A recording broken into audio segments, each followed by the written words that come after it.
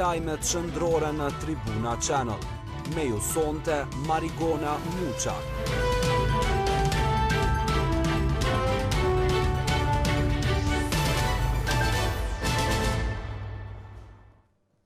Mirëmbrëma të nderuar shikues, jeni me edicionin e lajmeve qendrore në Tribuna Channel. Fillimisht ju njohim me titujt kryesor të këtij edicioni. Ska ushtri pa Amerikën. Kryeministri Mustafa flet për transformimin e FSK-s. Të hënën pritet funksionalizimi i zyrës për certifikimin e veteranëve.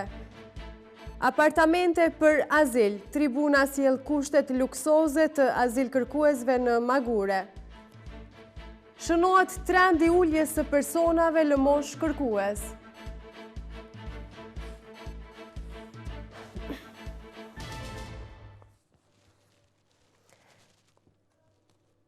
Kryeministri i Kosovës, Isa Mustafa, për herë të parë e ka bërë të qartë se Kosova do të ketë ushtrinë vetëm në bashkëpunim dhe koordinim me SBA-n dhe NATO-n. Kreu i qeverisë në shënimin e 27 vjetorit të themelimit të LDK-s në Podujev tha se Kosova duhet të ketë ushtrinë e saj, por se në miqësi e koordinim me SBA-t. Për herë të parë, kryeministri i Kosovës Isa Mustafa është deklaruar për ushtri, duke thënë se ushtrinë do të themelojnë vetëm në bashkëpunim dhe koordinim me SBA-n dhe NATO-n. I pari qeverisë në shënimin e 27 vjetorit të themelimit të LDK-s në Podujev tha se Kosova duhet të ketë ushtrinë e saj, por se asesi nuk duhet të mbetet të pamiqësinë me SBA-n. Do ta zgjidhmë problemin e ushtrisë, por ushtrinë do ta bëjmë në koordinim dhe bashkëpunim me Shtetet e Bashkuara të Amerikës, me NATO. Nëse ne kemi një porosi të qartë, më të qartën, të këtij njeriu që kemi këtu, para jush, të Ibrahim Rugovës, është se ne do të ruajmë dhe të mbajmë miqësinë e përhershme me Shtetet e Bashkuara të Amerikës. Dhe Rugova nuk e ka thonë këto rastisht. E ka thonë se e ka sprovu, sepse vetëm Shtetet e Bashkuara të Amerikës në kanë gjetë në kohët edhe në rastet më të rënda.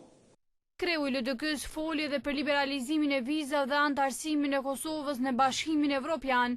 Ai tha se shtetet e Kosovës janë hapur dyert që qytetarët e lëvizin pa viza në shtetet e BE-s, por se duhet plotësuar edhe kushtin e fundit, ratifikimin e marrëveshjes për demarkacionin me Malin e Zi.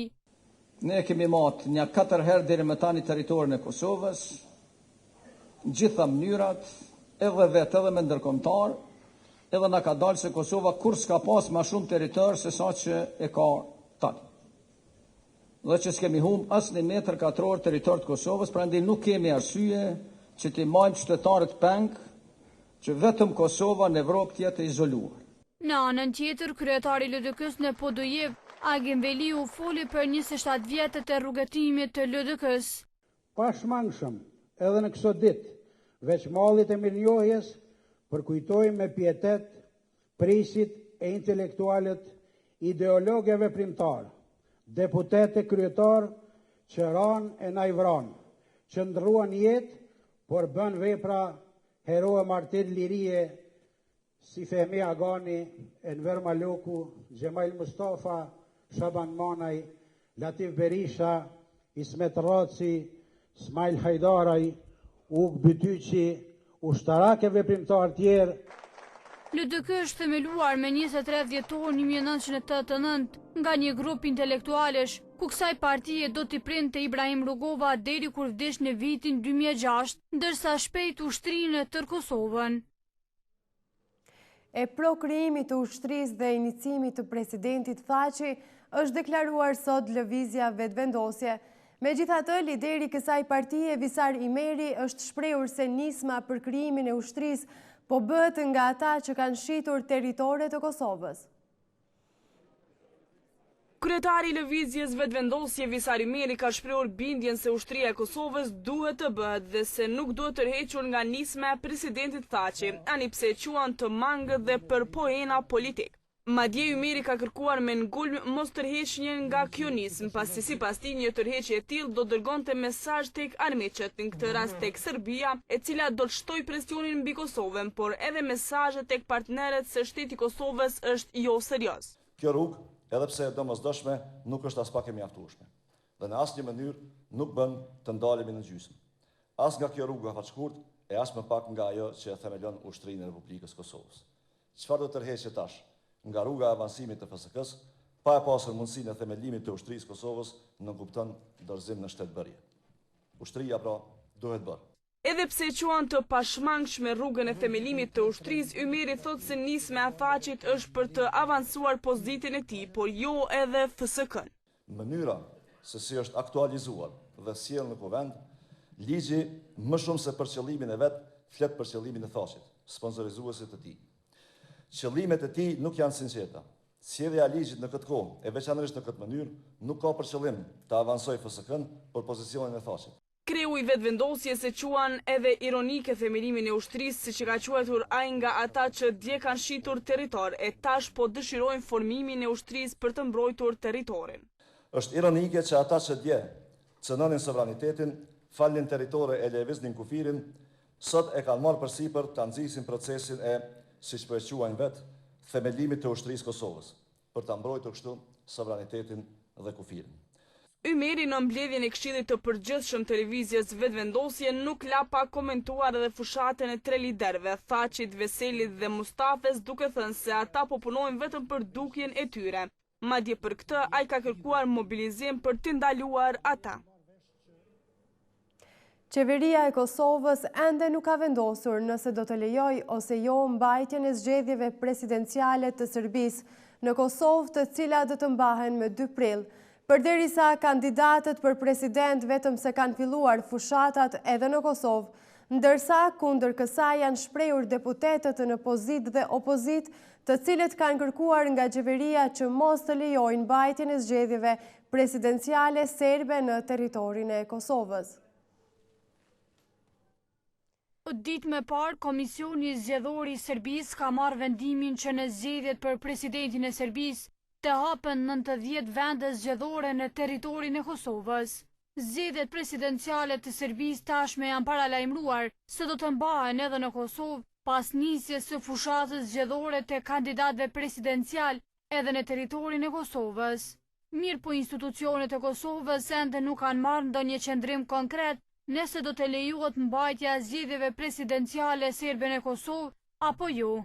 Por këtë proces e kundërshtojnë deputetët në pozitë dhe opozitë, të cilët kanë kërkuar nga institucionet e vendit, përkatësisht qeveria, që të mos lejojnë mbajtjen e këtij procesi zgjedhor në territorin e Kosovës. Mirë po jo të hapen vendvotime në për Kosovë, asesi një gjë e tillë nuk do duhet të lejoj, për fatkeqësisht është krijuar një precedent edhe në të kaluarën që janë injoruar gjëra të tilla që janë shkelje drejt për drejt e sovranitetit dhe integritetit territorial të Kosovës. Edhe deputeti i Lëvizjes Vetëvendosje Recep Selimi thotë se nëse qeveria e Kosovës do të luante rolin kushtetues, në asnjë mënyrë nuk do të lejonte mbajtjen e këtyre zgjedhjeve serbe edhe në territorin tonë. Qeveria e Kosovës e ka lejuar jo në pamundësi për të ndaluar, por si pasojë edhe si rezultat e bisedimeve mes qeverisë e Kosovës dhe qeverisë së Serbisë në Bruksel. Është e kuptueshme që Serbia tash ka një territor të lirë të mundsuar nga qeveria e Kosovës. Në zgjedhjet e kaluara që ka mbajtur Serbia, qytetarëve serb të Kosovës ju është mundsuar nga OSBE-ja votimin në Kosovë duke quajtur grumbullim votash e jo hapje vendvotimeve, edhe pse në veri ishin hapur vendvotime. Ish drejtoresha e kadastrit të Kosovës gjatë masave të dhunshme në Kosovë, Slavisha Radomirović, ka thënë se kush i ka tapit e ti është toka. E Serbia si pasaj i ka tapit e 58% të tokës së Kosovës, të pronës shoqërore private dhe të kishës ortodokse serbe. Dhe ky dokumentacion si pasaj është në të sigurt. Nuk ishte e lehtë situata në qershor 1999. Presidenti serb Milan Milutinović ka urdhëruar të merret dokumentacioni tonelata të letrës që janë mbledhur për 50 vite. Gjëja më e vështirë ishte për të gjetur kamionët sepse të gjithë ishin angazhuar në nxjerrjen e ushtrisë serbe. Dokumentacioni tani është në Geozavod të Beogradit. Përsa kohë që originalet janë me ne, Serbia ka prova të asaj që i përkasin. Në asnjë ndryshim nuk e kemi bërë që prej vitit 1999, prandaj dokumentacioni ynë është i besueshëm, ka thënë ajo për Kurir. Këto reagime vinë pas vendimit të qeverisë së Kosovës, me të cilin të gjitha patundshmëritë në emër të Ish Republikës Socialiste Federative të Jugosllavisë, përkatësisht të Ish Republikës Socialiste të Serbisë, do të regjistrohen si prona të Republikës së Kosovës.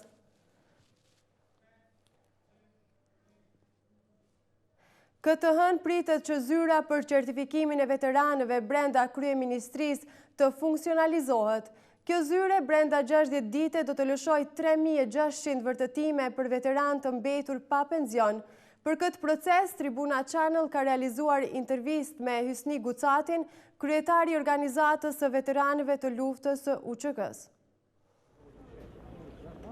Zyra për vërtetimet e veteranëve pritet të funksionalizohet këtë të hënë. Kjo zyrë do të lëshoj vërtetime për 3600 veteranë të cilët kanë mbetur pa marrë pensione tash e sa muaj.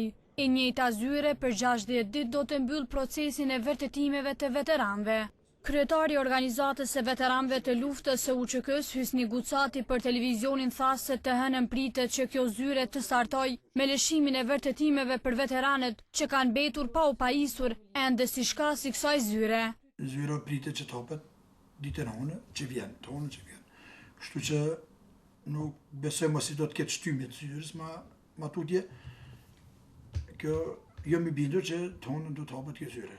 Me që si ka bozi sa probleme zyre, nuk e bo pagesat e punëtore, ato me sa dione edhe për ata arsye është mbyllur, ku këtu kam pësu veteranët e ushtrisë në Lartë Kosovës, një pjesë e tyre rreth 3600 vetëve që s'ka më t'i marrin vendimet që të gëzojnë pensionin. Gucati ka folur edhe për pastrimin e lisave nga prokuroria. Ai ka thënë se disa raste tashme i ka trajtuar prokuroria, ndërsa për fryerjen e listave ka fajsuar hierarkinë ushtarake dhe politiken. Nuk e fajsoj hierarkinë ushtarake dhe politiken për frymin e lista. Të nuk ka koment, frymin e lista bojnë pjesë të dy kategori. Ne në vetishëm që këj numër s'ka qenë, edhe të do të momentin që unë do t'i marrë listat, jam zotu edhe atër para media, nuk e dija ka qenë dhe, unë do t'i bëj publike këtë lista. Gucati ka bërë të ditur se shumë shpejt do të themelohet agjencioni për këtë kategori që do të veproj jashtë Ministrisë së Punës dhe Mirëqenies Sociale. Të pyetur zyra, kryeministri dhe ministri i Punës dhe Mirëqenies Sociale Arvan Abrashi nuk janë përgjigjur për këtë çështje, duke hedhur përgjegjësi të njëri tjetri. Aktualisht, pension të veteranit marrin 28.301 ish pjesëtar të UÇK-s. Kushte luksoze për banim po i ofrohen një kategorie tjetër në Kosovë. Azil kërkuesit që janë të paktë në Kosovë kanë kushte mjaftueshëm të mira për banim në qendrën për azil kërkues në Magure. Ekipi i Tribunës ka vizituar këtë qendër dhe ju sjell kushtet e jetesës në apartamentet e veçanta. Të kërkosh azil në Kosovë në qendrën për azil kërkues në fshatin Magure do të thotë të pajisësh me apartament banimi. Kjo është një nga mënyrat e jetesës për azil në këtë qendër. Fitim Zariqi, udhëheqës i qendrës për azil kërkues, thotë se aktualisht në Kosovë kanë kërkuar azil rreth 44 persona përkundër kapaciteteve prej 100 personave që posedon kjo qendër. Aktualisht kjo qendër akomodon 5 azil kërkues nga Siria dhe Afganistani. Varësisht ku ka kërkuar azil, personit i merren gjurmë regjistrimit, ju bëhet fotografimi dhe mbushet formulari inicial për azil. Pas kësaj procedure që zhvillohet nga policia e migracionit, personi sjellet tek ne në qendër për azil, ku bëhet dhe akomodimi i tij, me çrast të ju ofrohet një dhomë ose apartament brenda qendrës. Pastaj pajiset me broshurë informuese lidhur me të drejtat dhe detyrimet e azil kërkuesit. Kjo qendër posedon të gjitha kushtet për jetesë, por para se gjithash ekziston një procedurë para se azil kërkuesit të vendosen në qendër. Këtu jemi në pjesën e akomodimit. Në këtë vend, pra fillimisht kur vjen azil kërkues nga policia e migracionit që dorëzohen tek ne, para se të futen në objektin e akomodimit, ata duhet që të dorëzojnë dokumentet personale nëse i kanë, siç janë pasaporta, letër njoftimi ose leja e vozitjes, dhe kundrejt tyre duhet t'ju lëshohet një vërtetim për sekuestrimin e tyre, që dëshmon, domethënë sekuestrimin, të merren dhënat ose gjeneracionet krahasohen me formularin inicial për azil. Dhe gjësende tjera që janë të ndaluara me rregullore, siç janë armë të ftofta ose gjësende tjera që mund t'i ketë azil kërkuesi me veti. Apartamentet, kuzhina, lavanderia, kopshti për fëmijë, biblioteka, kurset e gjuhës janë vetëm disa nga kushtet që posedon ky objekt. Por azil kërkuesit të cilët sistemohen në këtë qendër së bashku me familjet e tyre, qendra për azil kërkues ndan nga një apartament banimi i cili posedon të gjitha kushtet. Shuajta ditore në këtë qendër azil kërkuesit i marrin 3 herë në ditë në kuzhinën të cilën e posedon kjo qendër. Por çdo vonesë në marrjen e shuajtjes rezulton me humbjen e të drejtës për ushqim. Në kuadër të qendrës funksionon edhe kopshti për fëmijë si dhe biblioteka. Banorët në këtë qendër në rast nevoje kanë edhe shërbimin shëndetësor. Por urimi i kësaj qendre u bë në vitin 2010. Një qendër për azil kërkues, po me koncept tjetër ekziston edhe në fshatin Vranidoll. Është përgjysmuar numri i personave që kërkojnë lëmosh në vendin tonë. Sipas policisë, numri më i madh i lypsarëve janë shtetas të Shqipërisë dhe mbrapa tyre qëndrojnë grupe mafioze të cilat i shfrytëzojnë për nevoja personale, por në muajt e fundit numri i tyre është zvogluar. Sociologët e vlerësojnë si fenomen shqetësues, ndërsa vënë pa nevojën e trajtimit të tyre nga institucionet. Problemi i kërkim lëmoshës si dukuri mbetet ende e pranishme në qytetet e Republikës së Kosovës, me theks të veçantë në kryeqytet. Megjithatë, numri i tyre ka shënuar trend të uljes. Policia e Kosovës, përmes një përgjigje elektronike, ka konfirmuar se në 6 mujorin e parë të vitit 2016 janë evidentuar 305 raste të lypsarëve, ndërsa në 6 mujorin e dytë ky numër ka rënë në 156 raste. Sipas policisë, fëmijët, por edhe të rriturit të cilët kërkojnë lëmosh, nuk janë vetëm shtetas të Kosovës, por një numër i madh i tyre janë shtetas të Shqipërisë. Sipas sociologëve, kjo dukuri është shqetësuese, mirëpo është e shkaktuar nga varfëria dhe kushtet jo të mira ekonomike në vend. Sociologu Besim Gollopeni mendon se shkalla e lartë e papunësisë është shkaktari kryesor i varfërisë në vendin tonë. Ai klasifikon lëmosh kërkuesit në 2 kategori. Në 2 kategori të lypsarëve. Lypsarat e cilët janë të motivuar për shkak se për të lypur lëmosh, për shkak se fitojnë të mira të mëdha financiare. Kategoria e dytë kemi të bëjmë tu administrohen apo menaxhohen nga grupet mafioze. Në anën tjetër, sociologu Lotrim Sahiti ka thënë se kërkim lëmosha është një dukuri e re në shoqërinë tonë dhe se institucionet tona janë duke bërë shumë pak në këtë aspekt. Kërkim lëmosha, që është një dukuri e re në shoqërinë tonë, zonë tona kanë bërë shumë pak në reduktimin e këtij numri të madh të personave që kërkojnë lëmosh në rrugë. E qytetarët të cilët çdo ditë ballafaqohen në rrugë me këtë kategori, fajin kryesor ja hedhin komunës dhe institucioneve shtetërore, pasi që duhet të kujdesen më tepër për këta persona. Faji është te komuna, te qeveritarët, duhet me ndërmarrë diçka, edhe ata nuk kanë faj, me siguri pa nevojë nuk dalin në rrugë, por megjithatë shteti duhet të ketë për kujdesi edhe për ta. Nuk duhet me lejuar për shembull në çdo cak me pasun lypsat e tillë, pse edhe shteti duhet të ndihmojë, edhe kështu nëse dalin i japin pasqyrë të keq.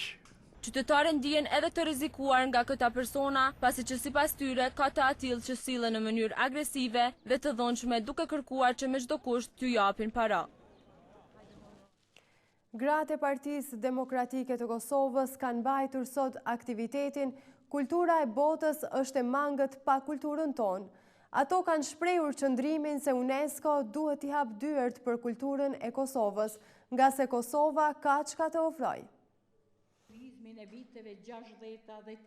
Agjencioni i Kombeve të Bashkuara UNESCO duhet t'i hap dyert edhe për kulturën e Kosovës, pasi vendi ynë ka çfarë t'i ofrojë kulturës botërore. Kështu tha në një aktivitet organizuar nga Gruaja Demokratike e Partisë Demokratike të Kosovës me moton Kultura e botës është e mangët pa kulturën tonë.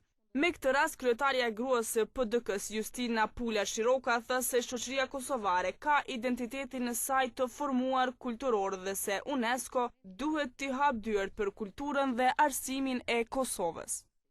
Ne, për të dëshmuar të kundërtën dhe mos mbetur gjithë një fëmijë, vlerën, kulturën të identitetit ton, duhet me shumë respekt të çmojmë, kultivojmë dhe të konsumojmë. Se cilit objekt të trashëgimisë kulturore duhet ja japim legjendën për të lënë gjurmë për të rinjët e këtij vendi. Agjensioni i Kombeve të Bashkuara për Arsim, Shkencë dhe Kulturë UNESCO duhet t'i hapë dyrë për kulturën dhe arsimin e vendit tonë. Kosova vërtet ka çka t'i afron UNESCO-s. Ka identitetin e saj kulturor të formuar, por fatkeqësisht jo mirë të dëshmuar, për të vlerësuar si vlerë e konsumuar nga të gjithë qytetarët e botës. Ndërsa deputeti i PDK-s Elmir Reqica, i cili një herësh është edhe kryetari Komisionit për Punë të Jashtme, tha se gruaja demokratike e PDK-s ka dëshmuar se gruaja në shoqërinë tonë ka potencial të jashtëzakonshëm për të ofruar më shumë për politikën tonë dhe se gruaja demokratike e PDK-s po ju prin këtyre procesave. Vetë fakti që ju po i prini këtij procesi të UNESCO-s e dëshmon që ne jemi duke biseduar edhe në përkryesi të partijës, edhe në komisione parlamentare, edhe në parlament, po ju po bëni veprimin. Dhe kjo është shumë e rëndësishme. Dhe ju po i prini atyre angazhime dhe aktiviteteve që besoj, kësaj here do të dalin të suksesshme dhe Kosova do të jetë vendi 154 i UNESCO-s. Deputeti Reqica shtoi se ata si komision kanë prioritet shumë çështje, por se diplomacia kulturore është e veçantë dhe se do të angazhohen fuqishëm në këtë drejtim. Në këtë eveniment përmes slajdeve është prezantuar edhe një artizanat i veçantë, i cili ka lënë gjurmë në traditën shqiptare, siç është mjeshtria e kultivimit të filigranit. Po ashtu përmes një grupi vajzash u prezantuan veshjet kombëtare me të gjitha specifikat e saj rajonale. Kryetari Ferizajt Muharrem Sfarqa ka lënë anash të gjitha aktivitetet e planifikuara partijake të cilat kishin të bënin me shënimin e përvjetorit të LDK-s në Podujev dhe Rahovec për të gjendur pranë banorëve të fshatit Lloshkobare të komunës së Ferizajt, ku nga afër përcolli asfaltimin e këtij fshati. Derisa shumica e kryetarëve të degëve dhe komunave që udhëhiqen nga Lidhja Demokratike e Kosovës ishin sot në Podujev dhe Rahovec për të festuar përvjetorin e partisë, dikush tjetër kishte zgjedhur që të rinte pranë qytetare. Muharrem Sfarqa, kryetari Ferizajt, i ka lënë anash të gjitha aktivitetet partijake dhe sot ishte në terren për të përmbushur edhe një projekt të radhës. Ai sot ishte në fshatin Lloshkobare, ku nga afër përcolli shtrimin e rrugicave me asfalt për banorët e këtij fshati. Sfarqa ka potencuar se ky segment i rrugës që shpihen në drejtim të Parkut të Lirisë, krijon mundësi të komunikimit edhe me rrugën tjetër, e cila shpihen në drejtim të Balajve, në Rodimes dhe Grykës së Jezercit. Ne këtu pas asfaltimeve që kemi filluar në fshatin Rahovic, gjendemi sot këtu në asfaltimet e rrugicave në fshatin Lloshkobare, që është në një mënyrë një lloj paralagje e qytetit Ferizajt, një nga fshatrat më të afërta të këtij segmenti që shpihen në drejtim të Shtimës dhe të Suarekës e të Prizrenit. Ai ka premtuar po ashtu se përgjatë këtij viti do të realizohen gjitha projektet të cilat janë paraparë me procedura tenderuese në vitin 2016. Do të finalizohen të gjitha projektet që kanë filluar me procedurat tenderimit në vitin 2016 që janë vazhdimsi e projekteve 2 vjeçare në këtë vit. Drejtori i infrastrukturës Gafuri Lazi tha se në këtë fshat janë paraparë të shtrohen me asfalt 10 rrugë në për të gjitha lagjet e fshatit, në vlerë të shumës 240.000 euro. Jemi në fshatin Lloshkobare, siç tham, këtu i kemi për asfaltim dikon 10 rrugë në për gjitha lagjet e këtij fshatrit, që kapin një gjatësi dikon mbi 3300 metra me një vlerë të kontratës afër 240.000 euro. 240.000 euro, për momentin jemi të shtunë këtë lagje në ete, që këto lagje, këto rrugica, janë të përgatitur edhe rrugica tjera, por këto që janë bërë gatshme për asfaltim. Përveç këtë fshat jemi të punu dhe gati thyesën gjitha fshatat për projekte të cilat kanë fillu vitin e kaluar, kem Komogllav, Ngreme në Redime, në Prelest Magjerve, Prelest Qelive dhe thuja gati në gjitha fshatat. Komuna e Ferizajt është vlerësuar edhe më herën nga qytetarët e saj, si njëra ndër komunat më aktive në përmbushjen e premtimeve elektorale. Policia e Kosovës për siguri në ditën e djeshme ka raportuar për disa raste dhunë në disa familje, kontraband me mall, vjedhje të shtëpisë për të cilat ka pasur të arrestuar. Për këtë raste më në detaje dëgjojmë kronike në vazhdim. Në Podujev janë arrestuar 5 të dyshuar për shkak se kishin tentuar të vëdhnin një shtëpi private. Mirë po gjatë përpjekjeve për të aratisur njërin nga të dyshuarit me vetur ka goditur një zyrtar policor i cili ka psuar lëndime trupore dhe është dërguar në QKUK për trajtim të nevojshëm mjekësor. Të dyshuarit janë intervistuar dhe me vendim të prokurorit njëri prej tyre është liruar ndërsa 4 të tjerët janë dërguar në mbajtje. Një rast i transportimit ilegal është raportuar në Gjilan ku 7200 copë vezë pule janë zënë duke u transportuar përmes rrugëve ilegale për në Maqedoni. Malli është konfiskuar bashkë me automjetin, kurse prokurori ka dërguar të dyshuarit në mbajtje. Në të njëjtën kohë në Suarek policia ka arrestuar një person për shkak të sulmit ndaj anëtarëve të familjes. Sipas raportit 24 orësh të policisë, një person me tëmeta psikike është arrestuar në Suarek pasi që i njëjti ka kanosur me fjalë dhe sulmuar fizikisht 2 anëtarët e familjes. I dyshuari pas trajtimit mjekësor në qendrën e mjekësisë familjare në Suarek me vendim të prokurorit është dërguar në mbajtje. E dhunë u ushtrua edhe në një familje tjetër në Istog. Viktima në të cilën është ushtruar dhunë ka raportuar se bashkëshorti i saj ka ushtruar dhunë fizike dhe psikike ndaj saj. I dyshuari është intervistuar dhe me vendim të prokurorit është liruar në procedurë të rregullt. Ndërsa në Kashanik një person është dhënë në flagrancë duke vjedhur derivate nga kamionët e një firme ndërtuese të rrugës. Me vendim të gjykatës themelore Ferizaj, i dyshuari është dërguar në qendrën e paraburgimit në Gjilan. Në vazhdim ndjekim lajmet ndërkombëtare të përfshira në blog. Forcat e rendit në aeroportin Orly të Parisit kanë vrarë një person i cili ka tentuar që t'ia marrë armën e një ushtareje, duke bërë që autoritetet të mbyllin aeroportin. Askush nuk është lënduar nga ky incident i cili vjen në kohën kur Franca është në gatishmëri të lartë pas një serie të sulmeve të grupeve xhihadiste që kanë marrë jetën në më shumë se 230 persona që prej janarit të vitit 2015. Prokurorët francez kanë thënë se lidhur me incidentin e së shtunës ka nisur një hetim antiterrorist. Ministri i Brendshëm i Francës Bruno Leroux ka thënë se personi që është vrarë të shtunën ka qenë i lidhur me një sulm të mëhershëm mbi policinë e verit të Parisit, ku një zyrtar policor ishte lënduar, duke shtuar se ky person ishte i njohur për policinë dhe shërbimet e inteligjencës. Incidentit që ndodhi rreth orës 8:30 në terminalin e aeroportit Orly është aeroporti i dytë më i madh në Paris. Ekipet e policisë elite të Francës kanë intervenuar menjëherë duke kërkuar për eksploziv të mundshëm, por nuk kanë gjetur asgjë. Media ndërkombëtare raportojnë se vëllai dhe babai i personit e vrarë të shtunë në Paris janë marrë në pyetje nga policia. Autoritetet franceze ende nuk e dinë se cili është motivi i këtij sulmi. Franca është në gjendje emergjente pas një seri sulmesh terroriste që ndodhen prej janarit të vitit 2015.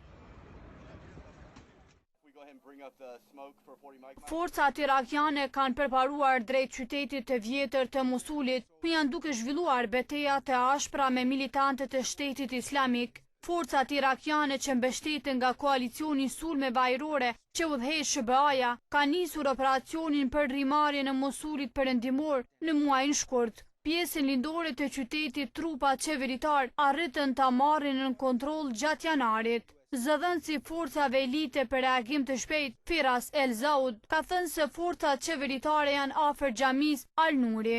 Kjo xhami ka një simbolik të rëndësishme sepse aty lideri i grupit militant Shteti Islamik, Abu Bakr al-Baghdad, shpalli të ashuquajturin kalifat me 2014. Forcat irakiane kanë arritur të marrin disa pozicione kyçe në Mosulin perëndimor, përfshirë aeroportin, stacionin e trenit dhe selitë e qeverisë provinciale. Pavarësisht këtyre fitoreve, Moti Kesh ka bërë që ndihma ajrore e koalicionit të udhëhequr nga SBA-ja të ndërpritet. Po ashtu beteje në qytetin e vjetër të Mosulit, i cilin shumë i populluar, po e bëjnë me të vështirë dhe rrugët e ngushta dhe gjarpërore, që po e pamundsojnë kalimin e makinave të blinduara. Kemi arritur në fund të këtij edicioni informativ. Për më shumë informacione, vizitojeni uefaqen gazeta tribuna.com. Ju faleminderit për vëmendjen, bashkë mirupafshim.